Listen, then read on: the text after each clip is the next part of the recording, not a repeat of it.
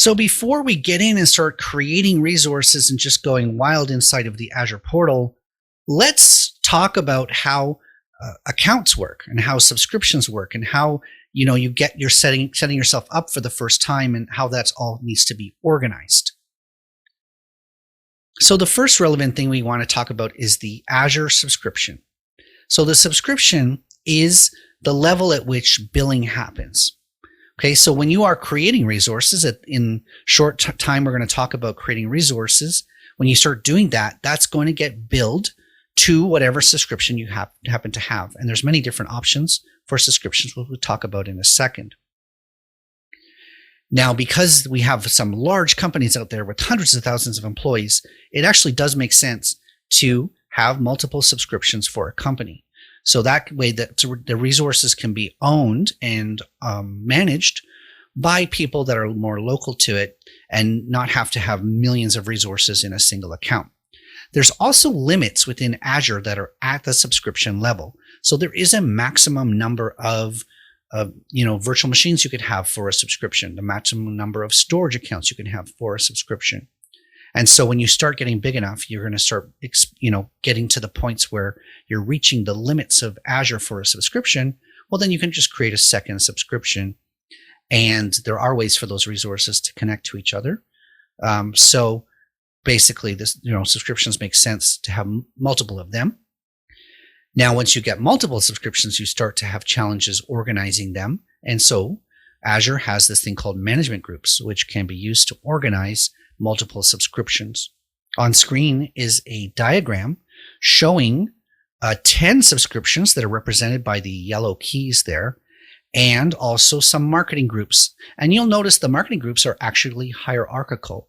So you can have a subscription that's part of a marketing group, but that marketing group is itself part of another marketing group. And so it's sort of a tree structure going up. And you can imagine that there's somebody at the top who has control of the root management group and can see all of the subscriptions across the company and set policies and set limits and all the things around that, security. And then as it goes down, you can limit the policies to specific departments, to specific countries and regions, and development versus production, etc. So, it's an inherited model of policies. And so you can have policies at the top level and then additional policies added in the middle levels, etc. So subscriptions and management groups are a way that you organize the billing structure within Azure. Now, let's not confuse a subscription with an account. So you can go to azure.microsoft.com, and in this case, /free for a free account. Sign up for an account and get access to the Azure portal for free. Now, you can have one subscription and you can have as many people as you need to have access to that subscription. So the account is the person. It's the user ID, it's the password, and the subscription is how resources get charged. And not every single person is going to have their own subscription. They're going to be using the company's subscription, the client's subscription, etc. Now, the free plan we just saw on screen was an example of the free plan, which gives you 12 months of free services plus 30 days with a $200 credit in the first month. And if you're trying to learn Azure and you don't have access to an Azure account, the free plan is absolutely recommended. And you're going to need a credit card for that, but it's not going to charge you. It's going to have billing limits on it. You can learn from a free account if you don't have access to an account. But the free plan is not the only option. Companies these days, you're going to have an enterprise agreement with Microsoft. And since Azure has been around for 10 years now, Azure resources are definitely part of your enterprise agreement with Microsoft. And so if you need 100 virtual machines, you can negotiate that in talking with your Microsoft representative and get that into your annual contract with Microsoft. And so enterprise agreement is definitely probably the most common way for large companies in the world today to be dealing with Azure. Okay, so you just get these things part of your plan. Now, people like you and me, or very small companies who are still operating with individual credit cards, or small departments who they've got the authorization to spend money, can use a pay-as-you-go plan, which is basically you enter your credit card into Azure, Anyone can sign up. You don't need an agreement with Microsoft, and go ahead and you get to pay for your resources as you use them according to your credit card. So you pay the listed prices. And now there are ways of getting credits. And so if you have an MSDN subscription, you can get $50, $100, $200 a month in free credits just by having an existing subscription. There's also small business and startup plans like BizSpark.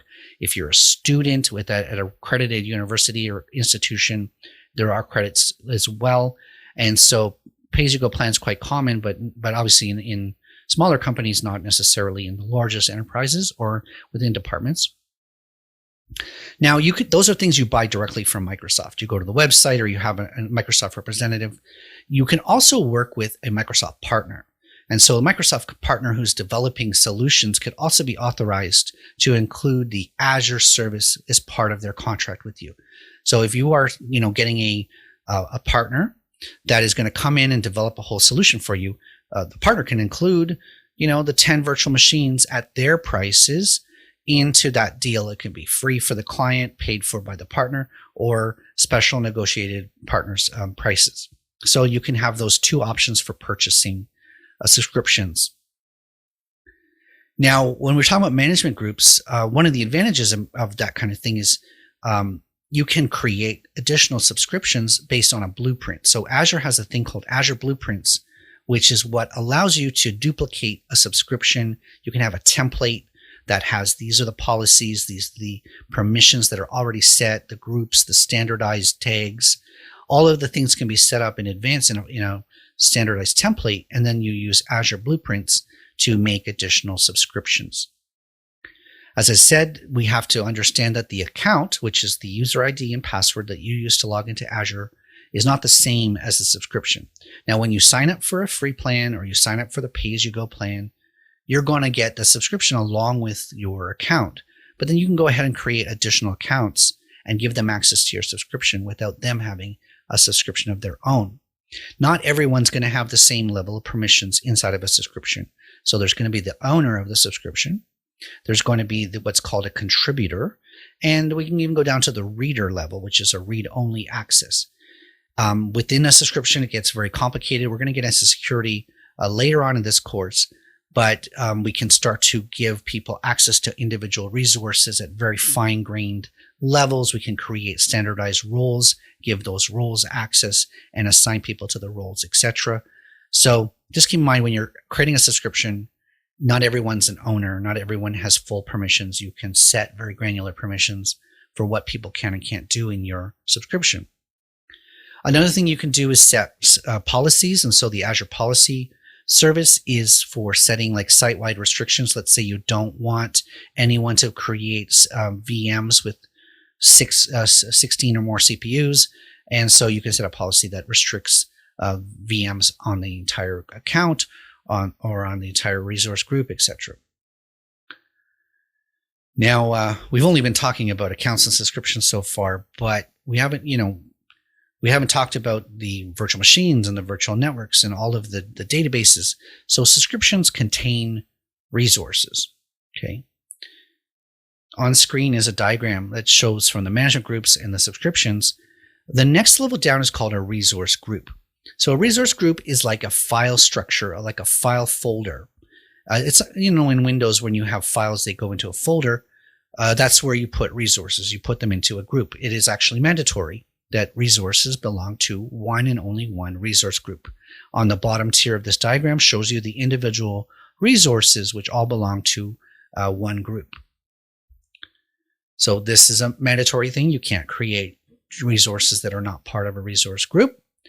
The good thing about resource groups is that it basically becomes a boundary for certain permissions and reporting, and you can delete the resources that are in the group very easily by deleting the resource group itself. And so it's very smart to organize your resources into groups and groups that make sense. So instead of having a single group that contains all of the possible resources you're ever going to use, create resource groups that are sort of intelligent, that represent projects, represent groups of people, etc. And that way you can sort of restrict people to those groups give them permissions to only one group but not another, etc. Finally, Azure uses a tagging metaphor as well. So beyond resource groups, you can also set tags on resources. That allows you to have stuff for billing. You can set environments. There are some types of things you can do for scripting that are going to say anything tagged with this following tag gets this happen to it. So using the tagging system can also further let you put metadata against your resources. So let's summarize. I know this has been a long video to start, and thank you. You've got management groups that can be nested. Management groups contain one or more subscriptions. Subscriptions themselves contain resource groups, and usually multiple resource groups per subscription.